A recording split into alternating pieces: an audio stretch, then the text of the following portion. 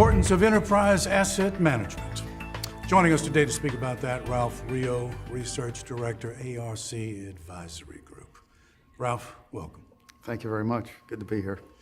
Ralph, somebody comes to you and says, listen, I'm considering EAM, Enterprise Asset Management Software, but I'm not entirely sure that of its importance.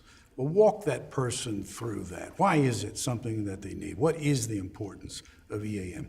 There are some very critical metrics for the maintenance manager, and that has to do with equipment uptime, making sure it's running so they can make product. Second one, it has to do with asset longevity, so it lasts longer.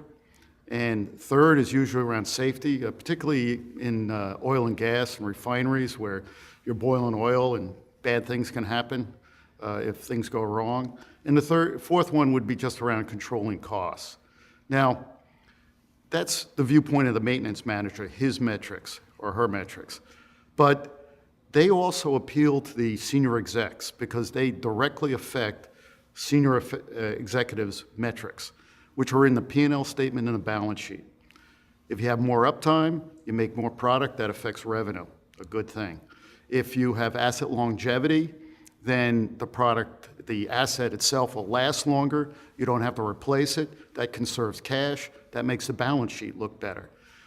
Safety is all around risk management, so that Sarbanes-Oxley and things like that. There's usually in the annual report, there's a long list of risks. And then the last one is just controlling maintenance costs.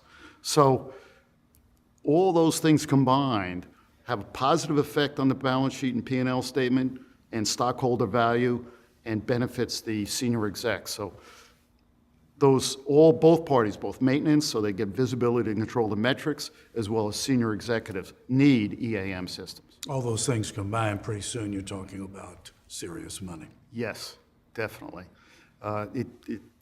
In a case of a refinery, half the operators and maintenance people, about equal number of operators as maintenance people. There's a lot of maintenance that goes on because you cannot afford to have an event that could cause a disaster.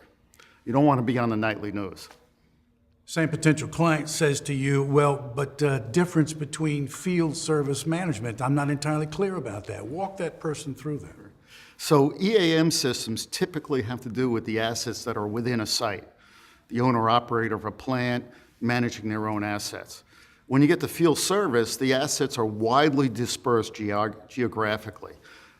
So one example could be power transmission and distribution, where you have all those power lines, the transformer that's on the pole outside your house, that kind of stuff. Or it could be a field service organization that is repairing equipment for customers that are on a site. So this is widely geographically dispersed, so things like maps, route optimization become very important. And in the case of servicing customers, you also have to tie it into billing and stuff like that. You know, we're talking to each other, of course, at the World Industry Forum here at ARC. Internet of Things, big theme this year at the forum. Let's talk about IoT and how it relates to asset management. What would you say? Okay, so first, there's a lot of vendor-driven or analyst-driven confusion and obfuscation going on in this area right now. And that particularly has to play with the confusion between Internet of Things for consumers versus industrial. All right, so I'm going to split those two very clearly now. I'm not going to talk to consumer, which is a whole different behavior and benefit than industrial. When you get into industrial, it's all about monitoring the condition of the equipment through the internet and making sure that there's no unplanned downtime. It gets back to uptime of the equipment. And I just want to talk about how this works just a little bit. First of all, it's a lot like your cell phone. And I happen to have one here, so I'll use it as a prop. So you have a piece of equipment and you add some intelligence in it, onto it. So in this cell phone, there's a microprocessor that has some intelligence on it that monitors I/O or parameters about the cell phone. So you do the same thing with the equipment. You add a little bit of intelligence software to the equipment, and now it can monitor its own health, all right? And that's fairly inexpensive to do. Nowadays, the chip and the cost of mounting it, the hardware to mount it, can be under $100, okay, repetitive cost. Then there's some communications to the cloud, and there's an app in the cloud that when it starts to see that things aren't going well, alerts people that there's a problem so they can take some corrective action. Is it overly simplistic to say that this really just boils down to less downtime? Is that really what this is about? That is what it's about. If we look at, for example, GE software and GE's approach to it, they have some very smart people in Silicon Valley creating the applications that are doing the analytics that are running in the cloud. And then they work with each division that makes equipment, and that division will understands the equipment and can add the intelligence to the equipment so it can communicate to this cloud application, monitor the health of the equipment, and tell people when things are going wrong. All right, back to this potential or hypothetical client that comes to you, and so their question is, I want you to itemize for me the importance then of this business about a downtime. Walk me through that, because I want to know just what it is I'm risking and what it is I'm going to be saving by having the type of software that we've been discussing here. So there's a bunch of ways I could talk about this, but let me just talk about the transformer in power transmission and distribution.